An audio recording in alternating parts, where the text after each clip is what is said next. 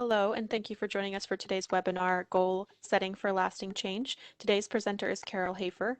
For your convenience, the slide deck for today's presentation will be available on the CPSHR Consulting website. Please visit us at cpshr.us to download. The session is also being recorded, and we will post a link to the recording on that same page of our website as soon as it is available. In order to ensure a high quality recording, all attendees are encouraged to mute your microphones. If you have any questions for Carol, please enter them in the Q&A panel on the right-hand side of your screen, and we'll address questions at the end of the presentation as time allows. And now, let's get started. Thank you so much, and welcome everyone joining us today. I'm excited to spend some time with you on this Goal Setting for Lasting Change webinar. This is something I'm very passionate about and just excited to be here with you guys. I've been looking forward to it all week long. So let's go ahead and begin. Just a brief introduction of myself, and then we're going to go ahead and jump into today's topic. But my name is Carol Hafer. I am a health educator. I work with groups, much like I'm doing today. I'm also a health coach. I work individually with clients to help create new healthy habits in their life, which is everything we're going to talk about today. I am a former gym owner with 2 locations in the Sacramento area. Back when it was a really lucrative gig, feeling a little bit grateful that I sold those gyms before all of this craziness started, but it was a wonderful experience for me. I've been teaching health and wellness and fitness for the past 16 years. I still love it just like I did when I taught my very first class. I'm really passionate about helping people to live their best life, and that's everything that we're going to talk about today. As we dive into our topics and what we're going to cover, I really encourage you to keep a pen and paper handy. I think you're going to find it really useful. So anything that we go over today that resonates with you, just kind of jot it down so that you can have some really great takeaways after today's class. That's really my hope for you. My wish for you is that what we cover, you're going to feel really comfortable applying it to your life, even as soon as today, as we wrap up this webinar. So here's a look at our agenda. We're going to talk about common barriers to lasting change. Really, we're talking about creating healthy habits, right? We'll discuss evidence-based, a formula that will help you create these habits that stick. You know, we often think about bad habits that we have, but you actually have a lot of good habits too. So we're never too old. It's never too late. We can continue to add in good, healthy habits that really benefit our quality of life. I'll also share with you some tips to keep you on the right track. So not just getting going, but really, you know, moving forward and, you know, having these new habits really serve you in your life as you go. So let's take a look here. You know, as a former gym owner, in January, business was really good, as you can imagine, right?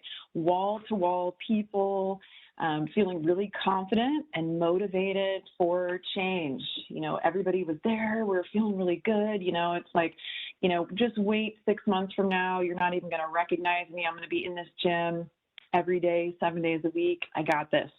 And this is, you know, very much like every gym I've ever worked in. So as you can imagine, January would come and go. And then over the last, you know, few months of every year, you know, attendance kind of drops off. Some of them make it, some of them actually stick with it, but often a lot of people don't. So just to cover some of the common barriers, you know, that kind of get in the way. One of them is having vague direction. You know, we have best intentions, but we say things like, I want to eat better. I want to lose weight. I'm going to walk more. These are all wonderful goals, right? But they lack some direction, some specific, you know, plan of how you're going to execute that, which is so beneficial for us. So we're going to dig a little bit deeper about why that is so. So here's some of them, right? You know, I'll eat better. I'm going to drink more water. I'm going to take more deep breaths, right? This is not just about exercise and eating better. Really what we're covering today is just adding in healthy habits in all areas of your life, that you want to sleep better, you want to experience less stress. All of these are so important to our health and well-being. But oftentimes we have that vague direction, right? So we're going to get a little bit more clear after today.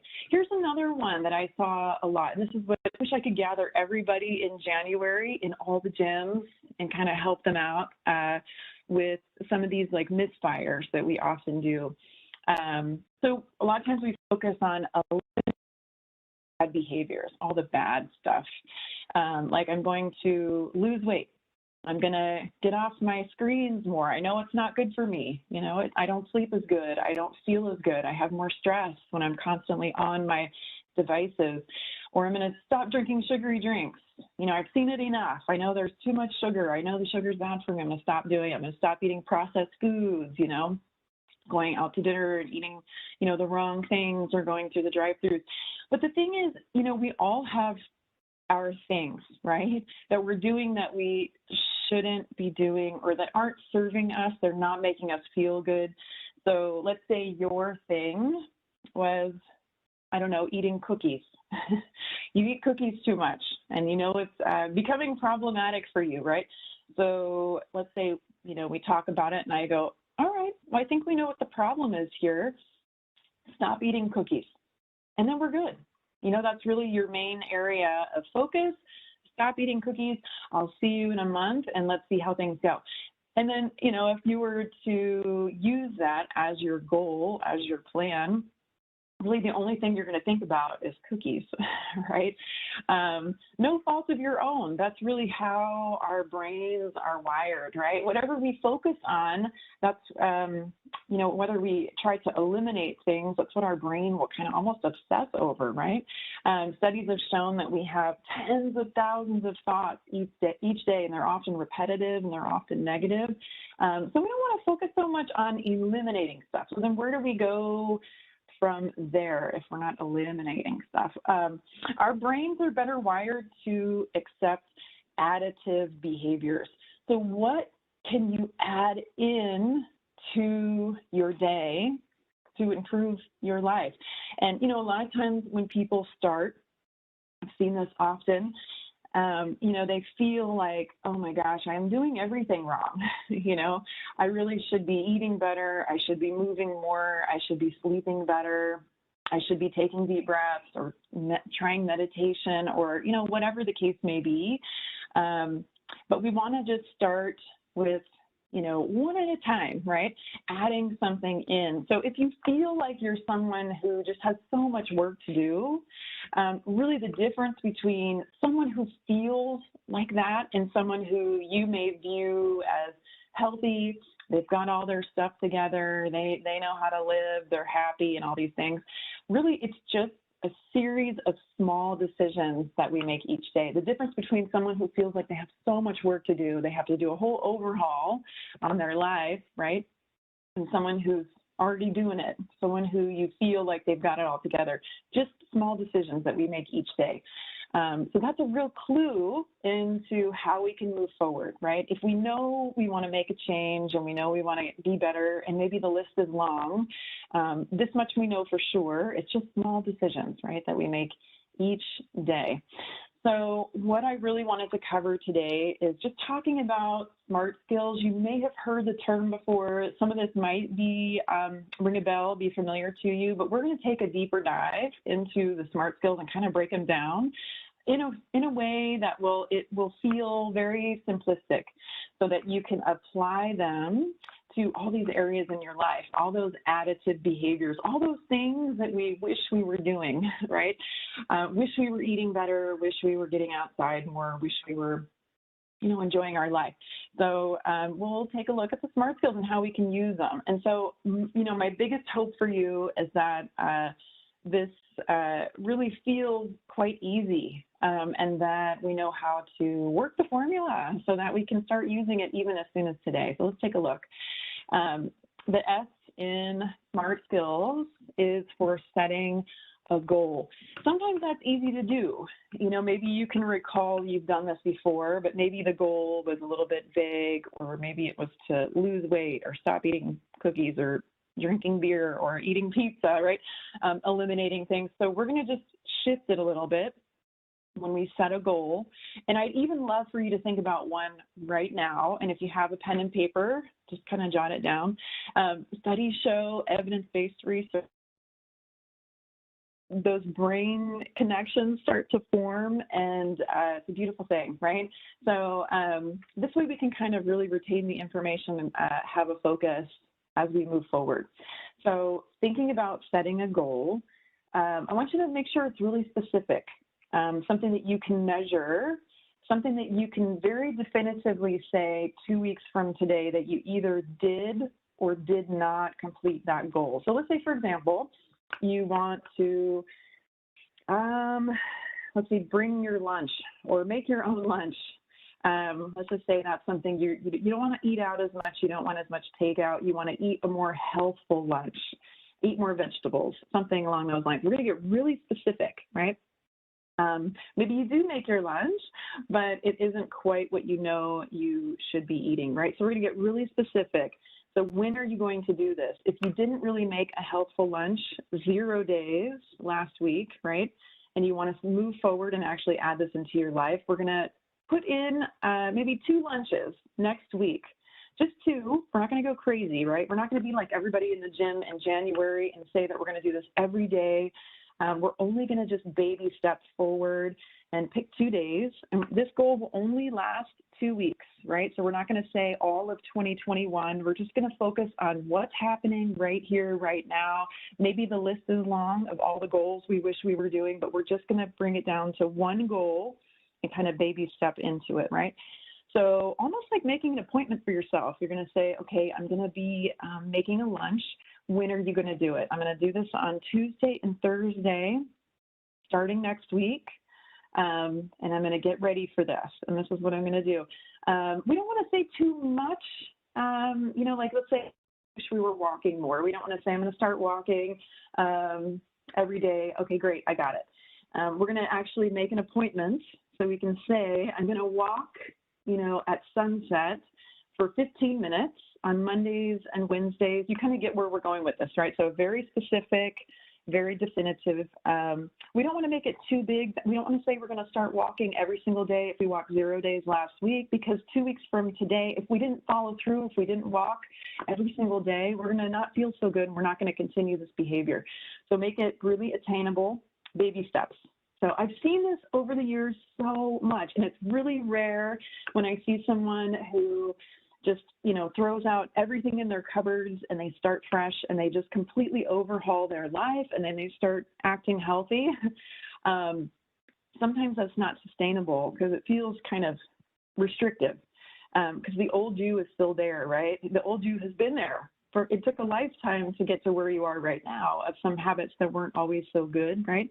So the people I see who do these baby steps, they tend to go all the way. It's all about how they approach it and maybe trying things they've never tried before, but it's that attitude of like, I don't know, I've never really tried to make an appointment to go for a walk, but I'll give it a shot. You know, I'll give it a try. So goals, right? Set some goals, make them very specific, only one for the next 2 weeks, right? I would love for you to have one in mind even right now. Monitor your progress. So have a place where you can write down when this appointment will take place.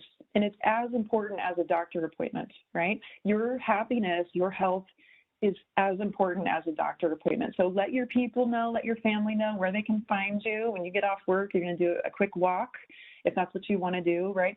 Write it down on a calendar, on your phone if you're more of a techie person, just somewhere that you can make that appointment, and also so you can check it off when you complete it, because it feels really good to actually do what you said you're going to do, and it gives you a sense of accountability. It makes you feel motivated. It's positive reinforcement. You know, we do this for children, right? When they're in elementary school, we do charts with like happy face stickers on them, and it's positive reinforcement. But really, though, we're just little kids that grew up, and we can actually still benefit from monitoring our progress and having a place where we can check these things off. So it just makes it a more tangible thing. I am working on this goal. It's not vague. It's an absolute thing that I have a plan for the next 2 weeks. So arranging your world. This one is really important. So let's just say, you know, you want to, I don't know, go to a yoga in the park class or something. After your work on Wednesday nights, you found a class that looks really nice, that would suit you well. How do you arrange your world so it actually happens? So maybe getting a yoga mat, right? Maybe setting an alarm on your phone to remind you that it's time to get ready for yoga. Maybe making sure you have 30 minutes before the class begins to change into your clothes, to drive to the park, really just setting the scene. So it's almost like being the observer of your life and really watching your success happen. You know, this is what Olympic athletes do all the time. They use visualization to, you know, really see themselves crossing the finish line and winning the gold medal over and over and over again before it actually happens. And we can borrow that same, you know, mentality and see ourselves actually following through with this goal that we're going to do for the next 2 weeks, right? So what does it look like? Do you have everything that you need? You know, I watched a conference with a behavioral health expert, and she was so interesting. She was talking about, you know, these very skills. And she said, you know, one of her goals was to start going on walks when she was at work. You know, we all get that like 10, 15-minute break. Like by law, you get a little break, right? You're supposed to have a, you know, short little break in the morning or in the afternoon, what have you. But a lot of us kind of ignore it. We work through it, or we don't really utilize it, right? As doing what we wish we were doing. So her decision was, you know what, I'm going to just, you know, get outside. I'm going to walk around the building, get some fresh air, kind of clear my head, take some deep breaths, and I'm going to come back in and refocus and get back to work, right? So she decided, okay, I'm going to do this. I'm going to start walking. I'm going to bring some comfortable shoes. I'm going to bring them to work. They're going to sit right next to my desk, and I'm going to arrange my world for success. I got this. And then the next day came, and she was supposed to go on that walk, and then she looked at her shoes, and she thought, oh, no, I didn't bring socks. And you know what? I don't really like wearing my shoes, my athletic shoes, without comfortable socks. So she didn't go for the walk. Right? And then she's like, okay, tomorrow. So the next day came, she didn't bring her socks. She didn't go for the walk. The next day came, no socks, no walks. 2 weeks later, no socks, no walks. Finally, a coworker said to her, you know, what if you just go walk across the street to Target and just go buy a pack of socks? You know, it's on your mind, and then you'll have what you need. And, you know, so finally she did that. How silly, right? So she just had what she needed, right? So we want to, you know, arrange our world so good for success that we cannot fail, right? So finally, it was just those little details that she needed, and she started going on the walks. She also held up her agenda to the whole group and let us see that she had these little star stickers on her calendar every time she went for a walk. And it was kind of spotty when she first started doing it, but for her, it just made her feel good, you know, kind of like being a kid. But she loved putting it somewhere to monitor her progress so that she could actually see her success on paper, you know, visually see that she was getting it done. So making sure you have everything that you need. So really kind of picture it in your mind's eye, not you failing, but you killing it, right? Crushing your goals and getting it done. Recruiting support, that's the R in SMART skills. I love this one. You know, I really encourage you to find your people. I know it's challenging right now. We're not really back to our normal. We're far from it, right? But I want you to find someone who would cheer you on, right? Be it a coworker or a longtime friend or someone in your family. And I really want to piggyback that with saying that if you can think of people in your life and you don't have anybody, you really don't have anybody who is suited to be a support person for you, have no fear. You can find these people virtually, right? Facebook has all kinds of groups that you could join for any interest you could possibly imagine, right? Any kind of healthy behavior that you want to bring on with stress relief or, being healthy and exercising more or eating better or sleeping better. Your people are out there. There's a lot of people just like you that not only want to cheer you on, they would love to hear you cheer them on. And I really encourage you to do both. It will only make you stronger. It will kind of propel you forward. But also really important to note, let's say that you decide that you and I are workout buddies, right? We're going to be each other's support system for some workout goals, right? And then you message me and it's your day, you scheduled it on your calendar, you're going to work out, and you message me and you say, I really do not feel like working out today. And then I write you back and I say, me either. Am I being a good support person to you? No. Should you want me as a friend? No. But maybe I've got my own stuff going on right now, and it's really hard for me to be that person that you need. So I encourage you to find your people and keep adding to the list, right? Keep adding on your support persons. You really can never have too many. Adjust your feed. So think about your brain as like a computer, right? We're downloading information into our brains all the time, especially when we get on social media. So find those people, follow those people that are doing what you wish you were doing, but they're doing it already and they're doing it really well. Put those people in your feed. Not that we need to, block everybody and unfriend everybody, but you can put them on mute. You can kind of quiet that down and really encourage the positive in your feed. So definitely finding your support is it's a huge factor to your success. It will just help you. You could certainly do it without it, but this will give your odds a little bit more in your favor. Treat yourself. So this is the T in SMART skills. And I really would argue that this is the most important step. 2 weeks from now, after you begin, I want you to think about what that will look like, what that will feel like when you do what you said you were going to do, right? You made your goals just big enough so that your confidence level was really high, right? You should actually feel like on a scale of 1 to 10, 8, 9, 10 confidence level, right? If you feel like you made your goals a little too lofty, we're going to just, back it off just a little bit. So you head into these 2 weeks feeling really good and confident, and you know that you can do it. If anything, you might be an overachiever, right? You're going to go on those walks Tuesdays and Thursdays, and you're going to feel so good. Maybe you feel like going on Saturday, right? So think about treating yourself. What will happen 2 weeks from today if you do what you said you're going to do? It could be that you buy yourself something nice, maybe something in line with your goals, not like chocolate cake or anything, but like maybe some nice new shoes to work out in, maybe a workout outfit.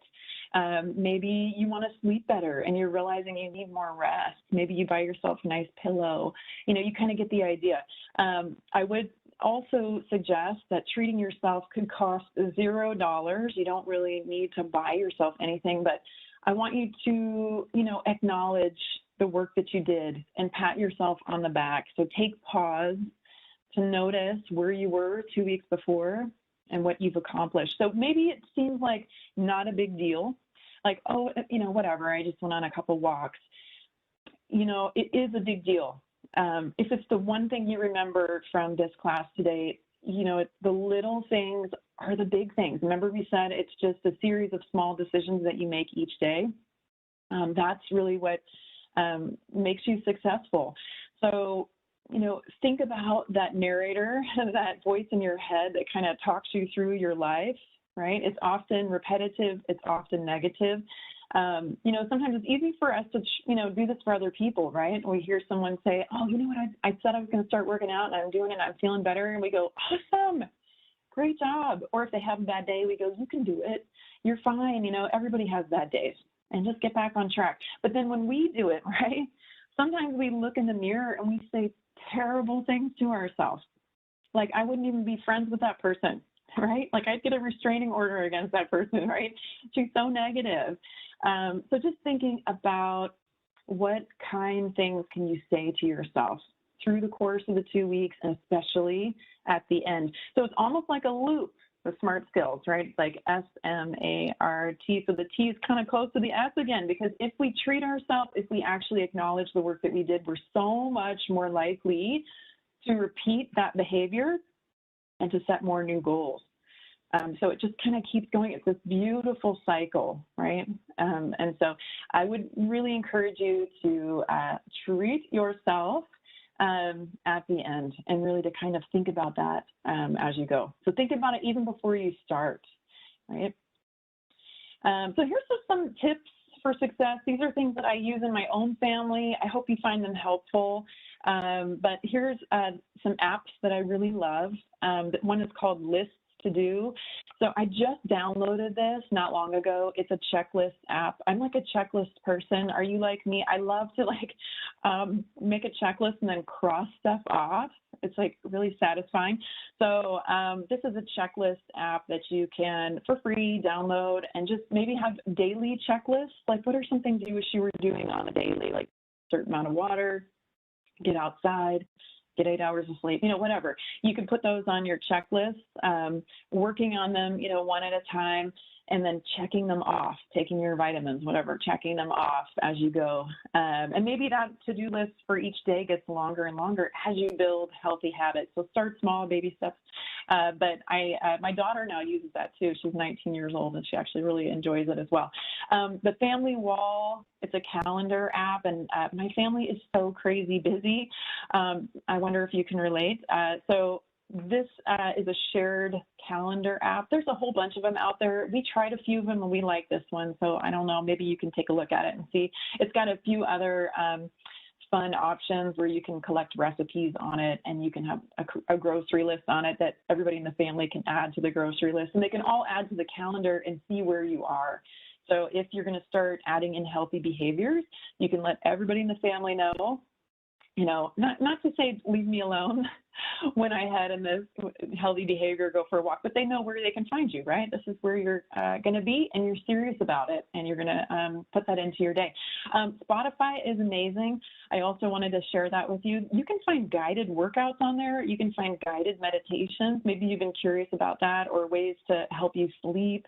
There's some really great podcasts on there. I know we can pay for all of these things, but these are all free, so I just wanted to share those with you, and I hope you find those helpful. This is such a great question, and I just want to leave you with this. We said visualize your success. What would your life be like 6 months from now if you could successfully complete some of those goals that were really meaningful to you? I used to teach a medical weight management program, and one of the things we used to say before we began was, can you write down 20 things of why? Why do you want this? Really remembering why this is so important to you. And keep that list, keep it close to you. You can just keep it for yourself, or you can share it with others, but it's wonderful to kind of look back on.